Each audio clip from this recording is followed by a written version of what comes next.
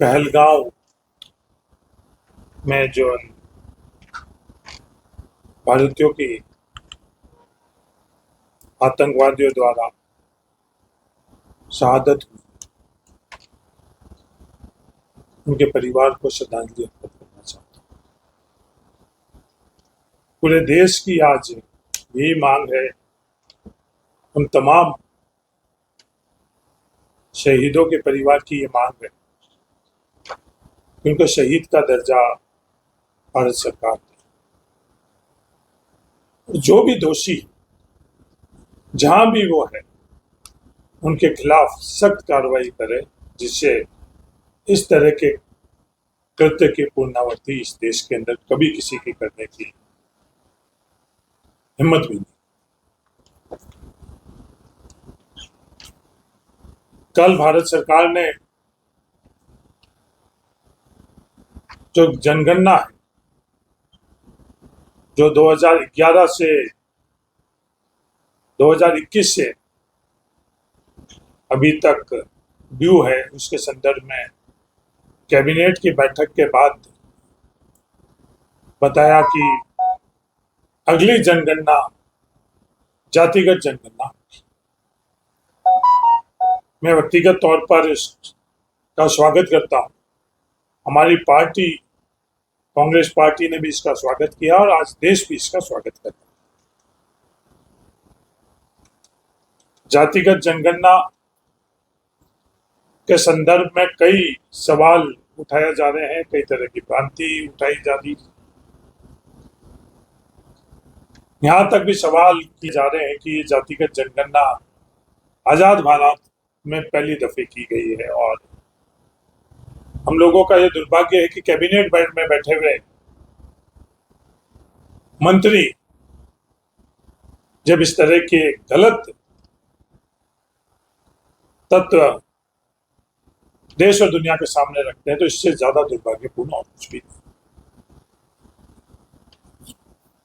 ये जातिगत जनगणना के संदर्भ में कल शिवराज सिंह जी ने भी प्रेस कॉन्फ्रेंस करी और सोशल मीडिया के माध्यम से भी बात करी। मैंने उनसे कुछ सवाल पूछे थे, उनका जवाब अभी तक नहीं है, जो उन्होंने गलत बात करी।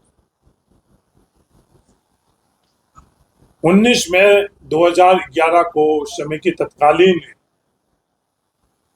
यूपीए सरकार कांग्रेस के नेतृत्व के उन्होंने फैसला किया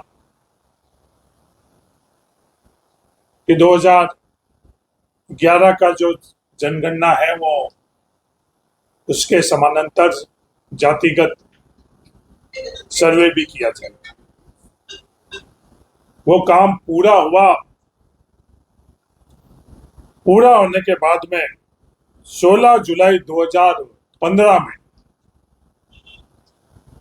उस समय के तत्कालीन मंत्री अरुण जेटली जी ने प्रेस कॉन्फ्रेंस के माध्यम से उस काम के संदर्भ में, जातिगत जनगणना के संदर्भ में कुछ मुद्दे उठाए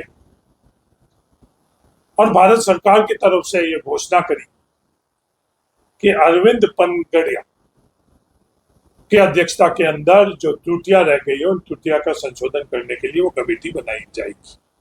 आज तक ये देश इंतजार कर रहा है, वो कमेटी नहीं तो बनाई गई। और जब कमेटी नहीं बनाई गई तो एक भी बैठक भी नहीं हुई, और बैठक भी नहीं हुई तो उस संदर्भ में कुछ भी।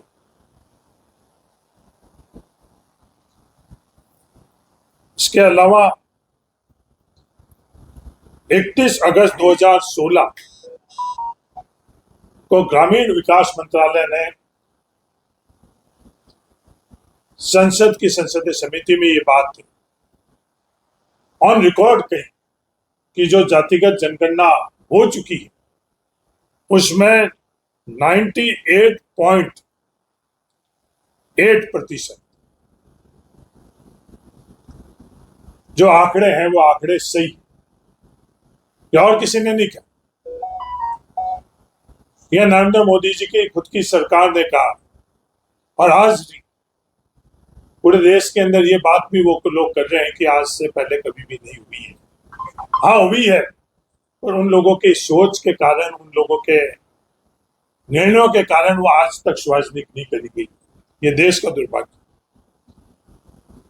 लगातार जातिगत जनगणना के संदर्भ में वो भ्रांतियां फैला रहे थे, जिन शब्दों का इस्तेमाल कर रहे थे कि समाज के अंदर विघटन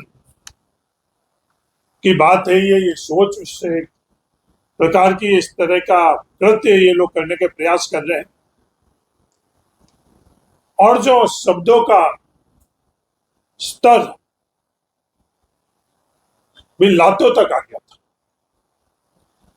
कि जो इस तरह की बात करेगा उसको लात, पर जो जन भावना की लात किसको पड़ी, इन लातों के संदर्भ में क्या हुआ ये तो वो लात वाले लोग ही जानते। जातिगत जनगणना के संदर्भ में लगातार पिछले कई वर्षों से हमारे नेता राहुल गांधी जी लगातार इस मांग को लेकर संघर्ष कर रहे थे। यहां तक उन्होंने संसद में कहा कि ये तो करना ही पड़ेगा, अगर आप लोग नहीं करोगे तो जो भी आने वाला प्रधानमंत्री है वो करेगा। उस मांग को लेकर पूरे देश में हर राज्य के अंदर वो मांग को लेकर अपने तौर तरीके से आज पिछले कई वर्षों से आंदोलन हो रही। राजस्थान में भी वो आंदोलन हुआ। इस संदर्भ में जो आंदोलन हुआ वो सब ऑन रिकॉर्ड है। उन तमाम आंदोलन के साथियों को भी मैं आज बधाई देना चाहता हूं और उनको धन्यवाद देना चाहता हूं जिन्होंने इस आंदोलन के अंदर शामिल होकर इस जायज मांग को उठाई। सरकार में पत्रों द्वारा भी ये मांग उठाई गई और राजस्थान की विधानसभा में भी ये मांग उठाई गई। मैं भी एक सौभाग्यशाली देश का नागरिक था जो देश को आगे बढ़ाने के संदर्भ में, समग्रता से इस देश को आगे बढ़ाने के संदर्भ में ये इस आंदोलन में शामिल था।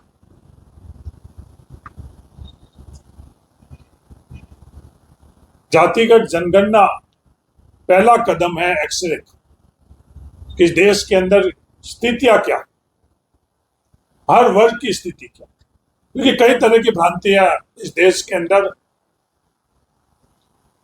गलत उद्देश्य से फैलाई जा रही है, हर क्षेत्र में फैलाई जा रही है। आरक्षण के संदर्भ में फैलाई जा रही है कि आरक्षण किसी जाति विशेष को फायदा करने के लिए किया जा रहा है और ये जो योग्यता है उस योग्यता को खत्म करने के लिए आरक्षण किया जा रहा है। पर सच्चाई क्या है?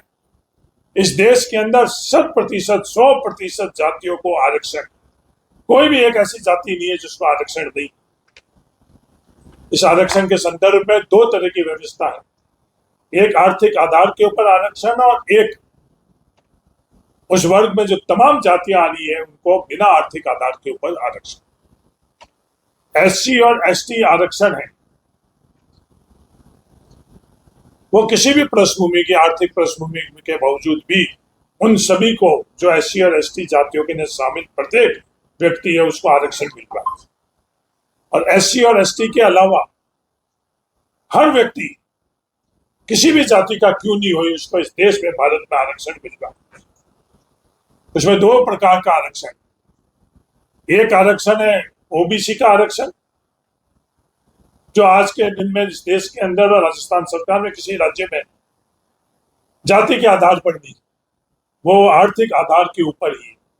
और दूसरा आरक्षण है जो इन तीनों वर्गों से के अलावा जो भी जातियां रह गई हैं उन जातियों का ईडब्ल्यूएस आरक्षण। तो इन दोनों श्रेणी के अंदर आर्थिक आधार के ऊपर आरक्षण है जिसके संदर्भ में बहुत गलत भ्रांतियां इस देश के अंदर फैलाई जा रही है और संविधान के मार्फत से ये हक और अधिकार देश के हर नागरिक को आज के वक्त मिला हुआ है।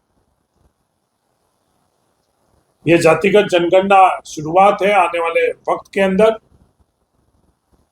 संविधान संशोधन कर 50% का कैप जो सीमा है उसको हटाने की आवश्यकता है।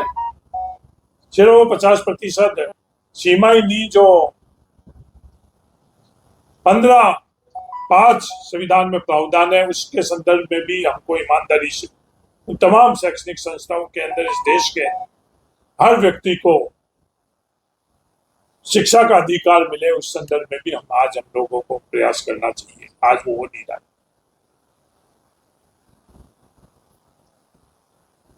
कई तरह की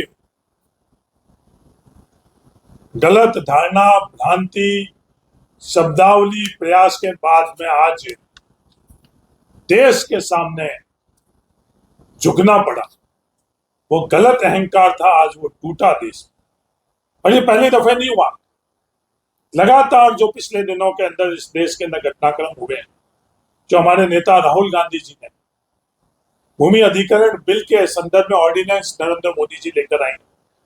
जब देश के किसान एकजुट हुए तो नरेंद्र मोदी जी को देश के किसानों के सामने झुकना पड़ा और वो भूमि अधिग्रहण बिल के ऑर्डिनेंस विड्रॉ करने पड़े।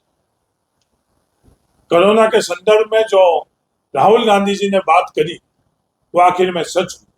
तमाम प्रकार की जो असत्य कुतर्क उस वक्त भारत सरकार ने दिए, वो तमाम कुतर्क और असत्य देश के सामने है। और इस देश को उनके राहुल गांधी जी के प्रति हास्यास्पद बातें करना और उनको नजरअंदाज करने के कारण देश के हर नागरिक को कितनी पीड़ा उठानी पड़ी और देश को कितनी कीमत उठानी पड़ी, आज पूरा देश अच्छी तरह से जानता है।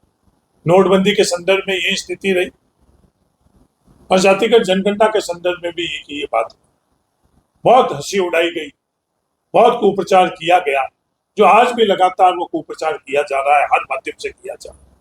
क्या देश के हर व्यक्ति को आर्थिक जो हमारे देश की ताकत है उसमें हर किसी की हिस्सेदारी भागीदारी होनी चाहिए या नहीं होनी चाहिए? जब ये सवाल उठता है तो उसमें हर किसी की हिस्सेदारी भागीदारी होनी चाहिए। एक पत्रकार के नाते आप लोगों की भी हिस्सेदारी भागीदारी होनी चाहिए या सिर्फ जो ये मीडिया के मालिक है उनको ही आर्थिक तौर के ऊपर उन लोगों की हिस्सेदारी भागीदारी सीमित रहनी चाहिए? आज क्या देश के सामने ये सवाल नहीं है, देश के मीडिया के पत्रकारों के सामने ये सवाल नहीं, क्योंकि कठिन ईमानदारी से किया गया परिश्रम के सामने उनको आर्थिक तौर पर क्या मिल रहा है? क्या देश को जानने का इसका अधिकार नहीं है? क्या पत्रकार वर्ग को जानने का इसका अधिकार नहीं? उनको कितनी तनख्वाह मिल रही है, उनको कितनी सुविधाएं मिल रही है, और ये मालिकों के अपने एजेंडा के मार्फत से आर्थिक ताकत बढ़ाने के साथ साथ उनको कितना इससे धन बल की ताकत बढ़ रही है? क्या ये देश को जानने की आवश्यकता नहीं? इस तरह के हर वर्ग के साथ आज जो हो रहा है, मैं तेलंगाना सरकार को भी इस वक्त के अंदर बहुत बहुत धन्यवाद देना चाहता हूँ कि तेलंगाना सरकार ने जो साहस से कदम उठाया जातिगत जनगणना के संदर्भ में और जो आंकड़े सामने आए, उसके कारण भारत सरकार को विवश होना पड़ा कि सच्चाई छुप नहीं सकती, सत्यमेव जयते, अंत के अंदर सच्चाई की जीत होती।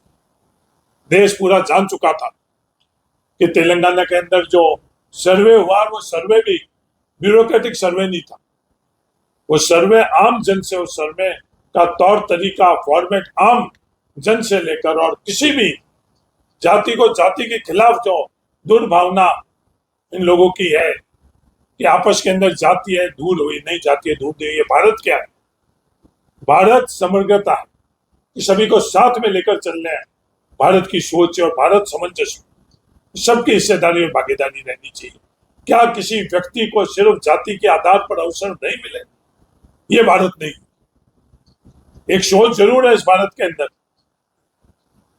पर ये भारत के संविधान के अंदर उस सोच का कोई विस्तार नहीं है कि जाति के अधिकार के आधार के ऊपर उसकी हिस्सेदारी भागीदारी और उसको पद मिले, योग्यता के आधार पर नहीं। इस तरह का कोई विस्तार नहीं। मैं अंत में फिर एक दफे देश के तमाम संविधान प्रेमियों को बहुत बहुत बधाई देना चाहता हूं कि आखिर के अंदर उनकी जीत हुई है और सरकार का अहंकार कल हम लोगों ने टूटता हुआ देखा। जो कुतर्क थे वो कल से तर्क में देखते हुए और जो भ्रांतियां वो पैदा करने की कोशिश कर रहे हैं, देश अच्छी तरह से जानता है। सभी को बहुत बहुत संविधान प्रेमी नागरिकों को